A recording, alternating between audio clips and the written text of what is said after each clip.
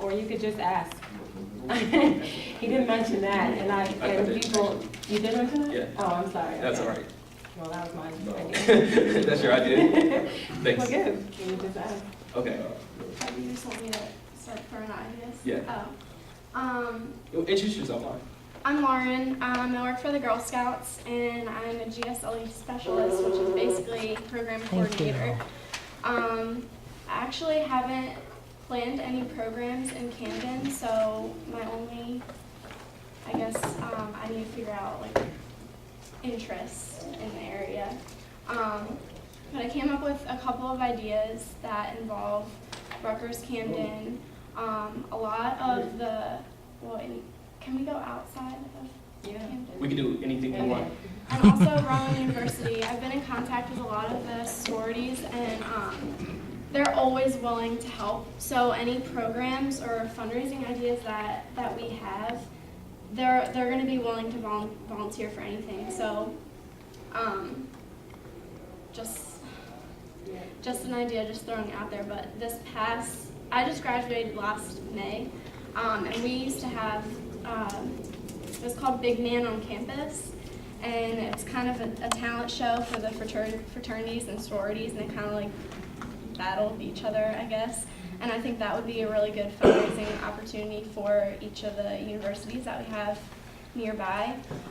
Any way to get the universities involved, I think, would be a really good start too, besides just asking people for money. And then sporting events, with football tournaments, I don't know, basketball, 3-on-3, 5-on, whatever. What else did I write down? Oh, if the schools, if we can do like dance it. I just had a Hollywood Nights PJ party themed event, and the kids actually really liked it. So even if we charged however much at the door and said we were fundraising for a trip to South Africa, I think the schools around here would really like that too. Can you crunch numbers, just like let's just say 10. I was just saying for her event, so there were about, I guess 120 people. Yeah. So there were about 120 people.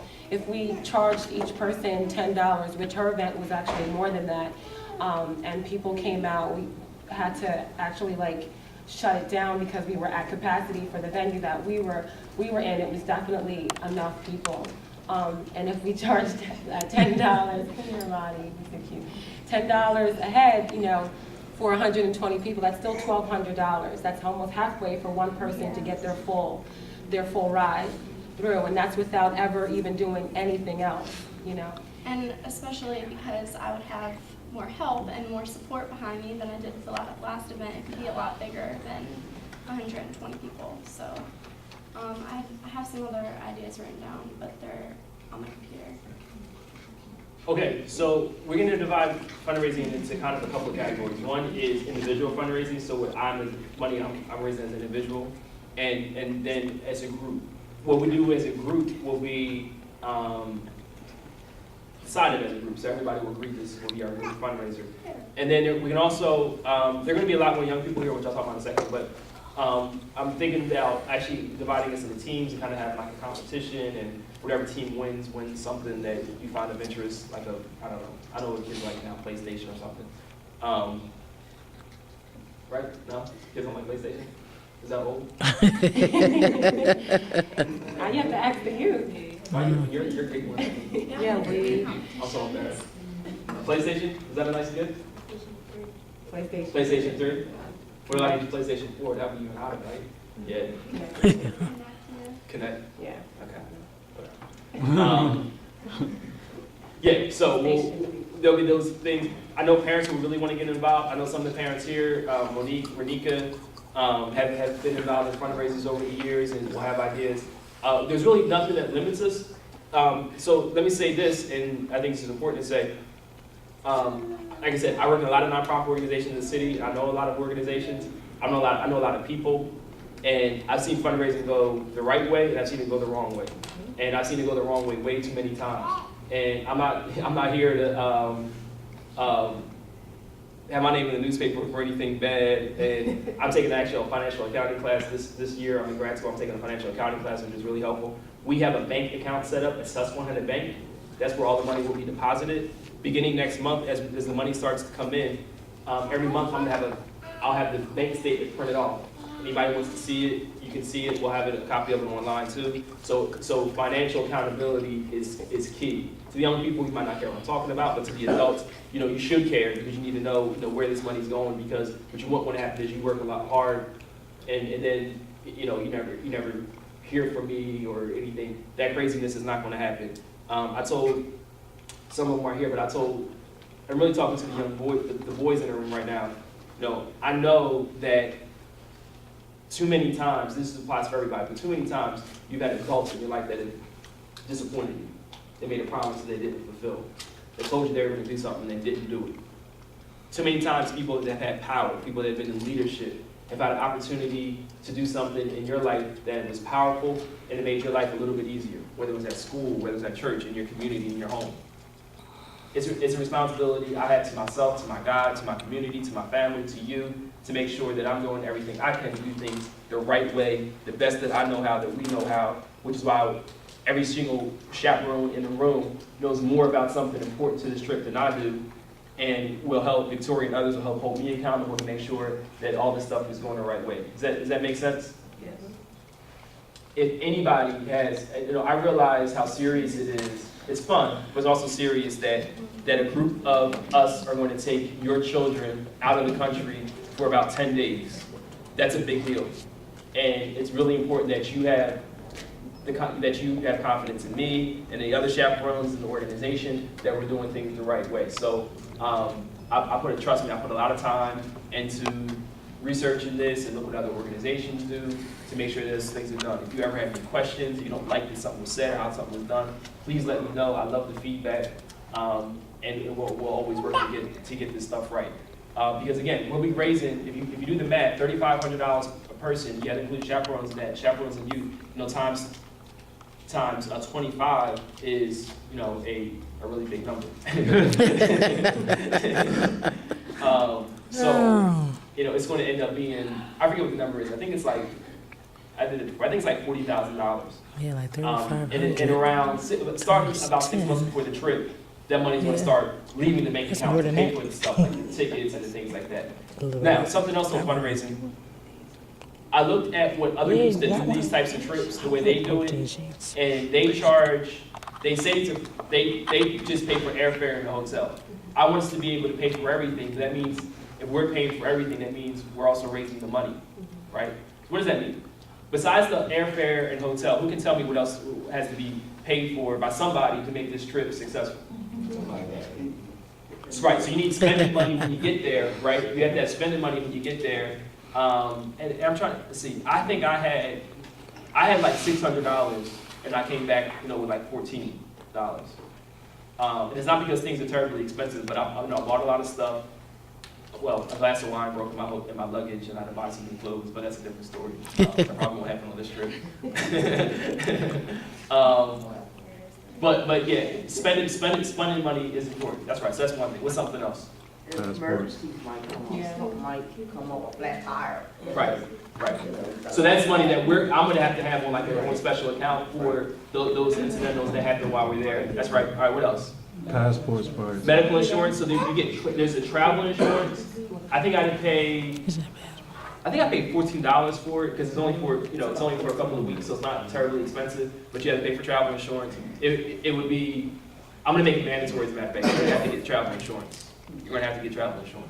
Even though the United States healthcare system, almost any other country you go to, their healthcare system will be better. But you have to get travel insurance. That's important. What else? A couple other things. Did you include the visas and all that? Not yet.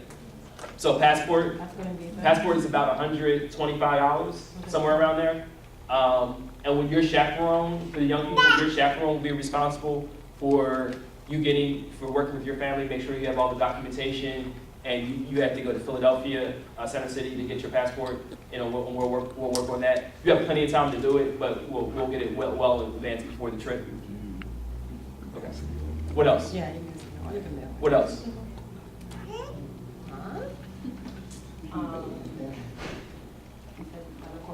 Shots. Shots, yeah. So your no matter what insurance you have, your insurance does not pay for shots. According to the CDC, the Center for Disease Control, there are 3 shots that you should get before you go to South Africa. Now, I know this is a concern a lot of people have. South Africa is a developed country. They don't have malaria in South Africa. They don't have, there's no West Nile virus in South Africa. None of those crazy diseases that people might think you can get when you go. However, there are shots that you do need to get before you go there. I can't tell, off the top of my head, I can't tell you the names of them. I know one is tetanus, which I didn't have to get because I already had my tetanus shot. Probably Hep A. Huh? Your Hep A, probably. Hepatitis A? Yeah, probably tetanus, and then you have to. It was hepatitis A was one of them. So it's a couple of shots. Those shots add up to about $150 because you're paying cash money for it. Again, this is not something that you have to worry about until a month, 2 months before you go. What I'll do is I'll help you do whatever it takes for you to get your shot. Whether if your parent can take you, your chaperone can take you. But this is why we have to raise money so that if you don't have your family for that time period doesn't have $125 to pay for a shot, you're able to come to me and say, Sean, I need money for my shot, and then I'll give you the money, or you pay for it and reimburse whatever. But that will be taken care of if we're able to raise the amount of money. What is going to happen is every month, every time we raise money, we're going to see how close we are to our goal. There will be monthly goals, quarterly goals, and all that. Individual goals, group goals. There's going to be full disclosure, meaning that I'm not going to tell you that you can't go on a trip because you raised $5,000, you raised $50, but there is going to be a list that everybody's going to see, and I'm not going to say, but your peers, chaperones, somebody might have to pull you to the side and say you have to raise more money. It's not fair for you to, this person raised $5,000, you only raised $50, and you're going to the exact same trip with the same privileges. Make sense? Is that fair? Good. All right. Any other questions, issues, concerns? Anything you're hesitant about, excited about, ideas on fundraising? Demetrius Robinson, he's not here today. I'm not sure where he is, but he agreed to be the treasurer, but I'm going to need somebody else too. The way it works in a nonprofit, the person that deposits the money is not the person that collects the money. So what that does is it just adds another level of accountability to fundraising. I'm also going to be interested in one of the parents helping out with this, and encouraging other parents or giving ideas and things, doing something maybe the parents can do. Parents, I know with my son how busy your lives are, so you can get super involved in this, and this can become your big thing, or you can not. It's really your decision. But whatever you do, I'll be completely supportive. Everybody has my phone number already, and eventually you'll have the phone numbers of all the chaperones so you can get in contact with us. Are you, I don't know if you went over it or not, are you putting together corporate packages for corporate sponsorship? I didn't say anything about that, but I will definitely do that to get money from corporations. Yes, I will. For me to do that, by the way, let me say. So for me to do that, we have to be a group of organized people. So if somebody says, not today, but if I point to one of you and say, why are you excited about going to South Africa? You have to be able to stand up and clearly say it. Because you're going to talk to strangers. You're going to have to ask strangers for money. You're going to meet somebody that you've never met before, and you're going to ask that person for money. It's going to be uncomfortable, it's going to be weird, but we're going to work through that, we're going to practice, and you'll be very comfortable asking people for money because the confidence that you have will be matched with a check, with money. Anything else? All right, let's move on. I actually forget what's next. Oh, okay, great. Expectations. Okay, so this stuff goes without saying, and young people, I'm going to be really clear. One, nobody in the room is likely more goofy or more silly than me. For whatever reason, I've been on my best behavior so far in this presentation. But no, I get down with the get down. But that being said, I'm not your teacher, I'm not your principal, and you don't have to be here, and I don't have to be here. So discipline is not going to ever be an issue in this group. Now, does that mean everyone's going to like each other and get along? No. But in the next meeting we're having, we're going to talk a little bit more about this. I'm going to just give you a couple of tips. So one tip is, I don't care what you see or hear in here, don't walk out the room talking negative about anybody. Don't talk about what somebody wore. Don't talk about how somebody's hair was.